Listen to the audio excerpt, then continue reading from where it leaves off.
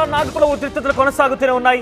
నిన్నటి నుంచి కూడా పోలీసులు హై టెన్షన్ నెలకొని 144 సెక్షన్ అమలు చేశారు. కొన్ని పదుల సంఖ్యలో వాహనాలు దగ్ధమయ్యాయి. ఇంతకీ ఏం జరిగిందంటే కనుక మార్చి 17, 2025 నిన్న ఉదయాన్నే కొన్ని హిందూ సంఘాలు నాగపూర్లోని మహాల్ ప్రాంతంలో ఒక నిరసన కార్యక్రమం పిలుపునిచ్చాయి.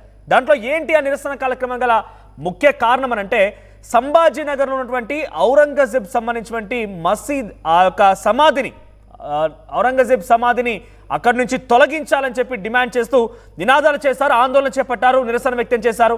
ఆ తర్వాత కొంత ఆ వివాదం అప్పుడే మొదలైందని చెప్పుకోవాలి. ఆ తర్వాత కొంత సాయంత్రానికల్లా ఏకంగా ముస్లింలకు సంబంధించినటువంటి హోలీ బుక్ అయినటువంటి ఖురాన్ని కూడా దగ్ధం చేశారు అని చెప్పి ఒక వార్త ప్రచారం జరిగింది. వాస్తవానికి దగ్ధం జరిగిందనేది తెలుస్తోంది, కానీ పోలీసులు మాత్రం అటువంటి ఏది అంతా కూడా పుకారని చెప్తున్నారు. సో అక్కడి నుంచి అసలు వివాదం మొదలైంది. సాయంత్రం నుంచి కూడా రెండు మతాలకు సంబంధించినటువంటి ఒక యుద్ధంగా కొనసాగింది. ఇరు పక్షాల నుంచి ఒకరిపై ఒకరు రాళ్ళు రువ్వుకోవడం, ఒకసారిగా రోడ్లపైకి ఎక్కి ఆ వాహనాలను దగ్ధం చేయడం, వాహనాలు నిప్పంటించడం, చాలా పెద్ద మొత్తంలో పోలీసుల పైన రాళ్ళు రువ్వడం, పోలీసులకు కూడా చాలామంది గాయాలయ్యాయి. రోడ్డు పైన ఇష్టానుసారంగా ఇష్టం వచ్చినట్టుగా కనిపించిన వాహనాన్నింటి కూడా అద్దాలు పగలగొట్టడం, కొన్ని జేసీబీలకి పెట్రోల్ పోసి నిప్పంటించడం, రకరకాలుగా ఒక ఉద్రిక్తతల పరిస్థితి దారితీసింది. పెద్ద ఎత్తున ఆందోళన కలిగించింది.